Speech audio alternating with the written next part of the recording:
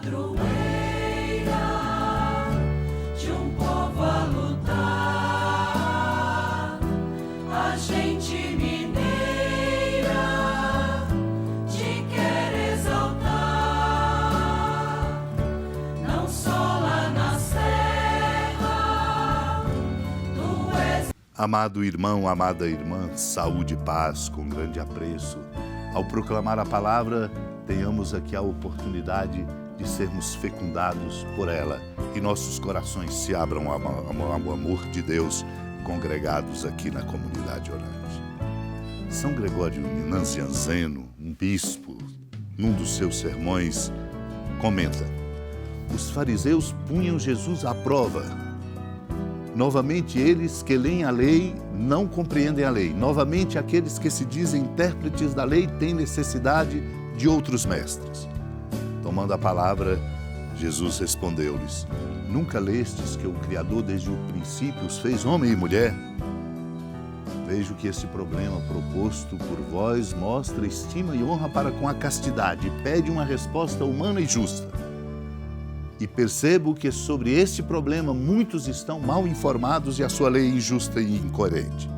O Criador do homem e da mulher é um só. Um e outra são feitos do mesmo barro, a mesma imagem. Única é a lei, única é a morte, única é a ressurreição. São Paulo de São Gregório Nazianzeno também com seu exemplo prescreve a lei da castidade. De que modo e por qual motivo? Este mistério é grande, eu digo isto com referência a Cristo e a Igreja. É algo de belo para uma mulher honrar Cristo no esposo, mas também é belo para o homem não desprezar a Igreja na esposa. Por isso o apóstolo disse que a esposa tenha respeito pelo marido, como a Cristo, e o homem sustente e ame sua esposa, como faz Cristo com a Igreja.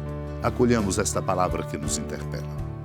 Naquele tempo, alguns fariseus aproximaram-se de Jesus e perguntaram para o tentar: é permitido ao homem despedir sua esposa por qualquer motivo? Jesus respondeu: nunca lestes que o Criador desde o início os fez homem e mulher e disse: por isso o homem deixará pai e mãe e se unirá à sua mulher e os dois serão uma só carne? De modo que eles já não são dois, mas uma só carne. Portanto, o que Deus uniu, o homem não separe.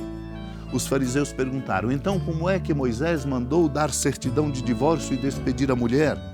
Jesus respondeu: Moisés permitiu despedir a mulher por causa da dureza do vosso coração, mas não foi assim desde o início.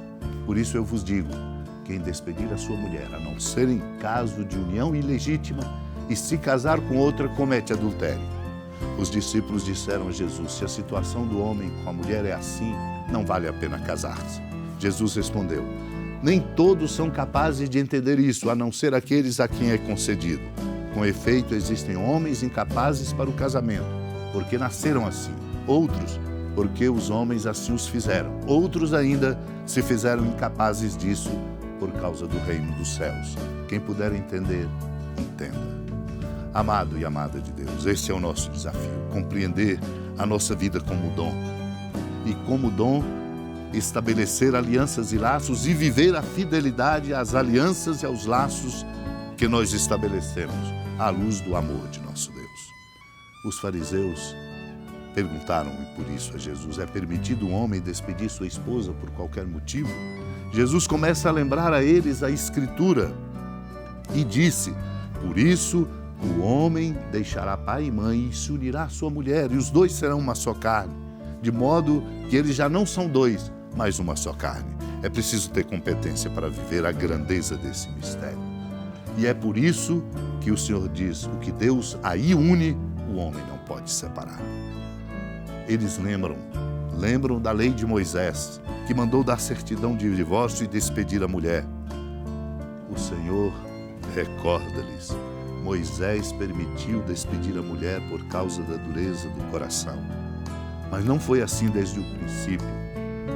Amados e amadas de Deus, para poder dar conta da aliança é preciso trabalhar o próprio coração.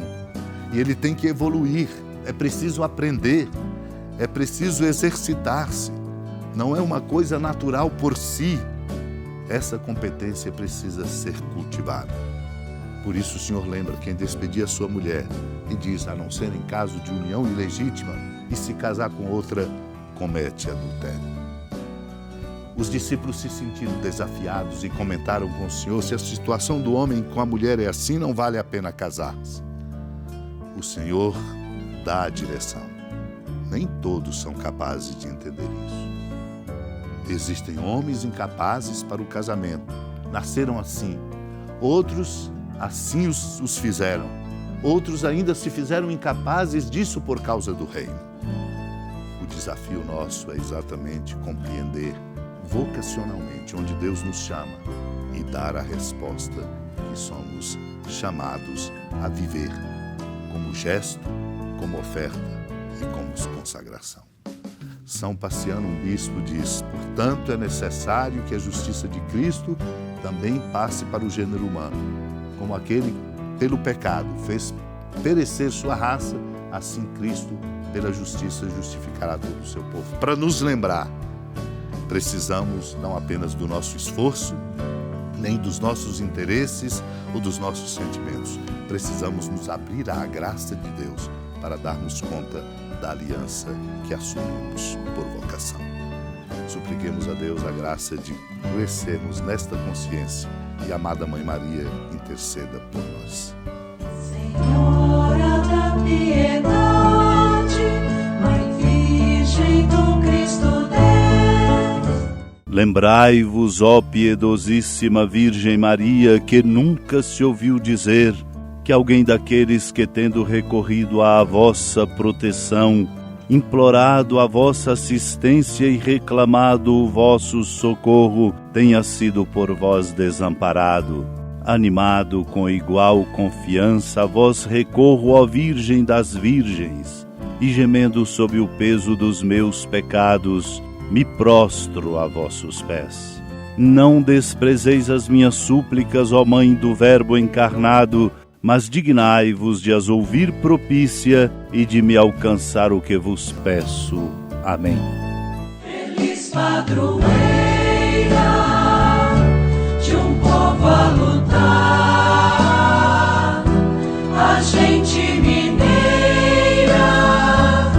te quer exaltar, não só lá na serra, tu és esplendor de toda esta terra, também és fulgor. Amado irmão, amada irmã, com alegria da ermida da padroeira do estado de Minas Gerais, a Senhora da Piedade, que da sua casa de clemência e bondade nos acompanha e nos abençoa do alto da serra, magnífica arquitetura divina, a bênção de Deus, amor misericordioso, Pai, Filho e Espírito Santo, desça sobre sua família, proteja sua casa, sustente sua vida, fecunde o caminho missionário de nossa igreja, nos encha de sabedoria e permaneça conosco para sempre. Amém.